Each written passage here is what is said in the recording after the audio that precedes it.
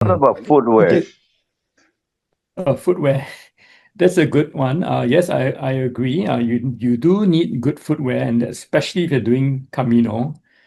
I only did one Camino, but my wife who did two, obviously she said that you really need to get footwear. So I think that's really important. But I can't really advise on the type of footwear because that one I think you need to get whether you have flat feet or whether it's a bit pronation or eversion or and all that, then you need to get either a podiatrist or expert to fit if the shoes don't if you don't have normal feet.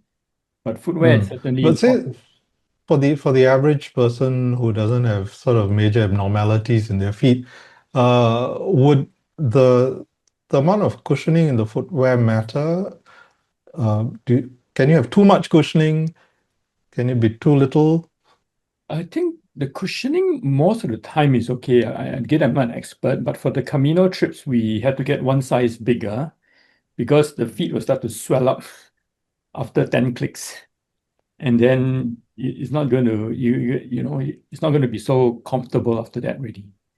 So that's what I learned from my own personal experience. I think for speed walking, because you got to land hard, then your shoe cushion must be appropriate. Otherwise, you're going to hurt your feet later on, like you said, the knees and all, because you're banging all the time. But if you're just casual, your speed is a normal speed.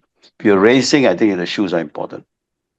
Yeah, and I would add, if you're doing things like the Camino where you're carrying your backpack, so if you're carrying 10 to 15 kilograms, then you, depending on the strength of your ankles, you might want to consider mid cuts or high cuts. Probably mid cuts are enough. But if you're also doing long distances, then if you're walking over rough terrain, soft footwear, you will start to feel the ground under you, and it gets That's right. very painful. So you need stiffer soles. Although, it may not be most appropriate for a casual walker, in the long run, it protects you. Yeah, I would second that. When I used to hike, hiking shoes and mid-cut, like you mentioned, for the ankle stability, some ankle support.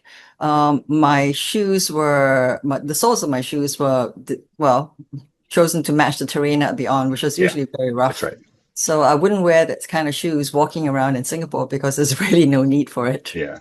Yeah. So here in Singapore, I can sometimes go go with a minimalist barefoot type sole, as long as I'm not doing too much hard pavements.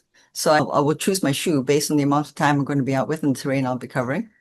So yeah, but I find that I don't need too much cushioning. And sometimes I find that the more cushioning I have, the less stable I am. Yeah. If you ever try to do a one-legged balance on a thick yoga mat and one on the floor without a mat, you find you're a lot more stable with barefoot. After my Camino, my feet grew half a size. Right. And I think it's just purely the fact that I haven't been building up. I haven't been the muscles that developed because of the long distance that I never had.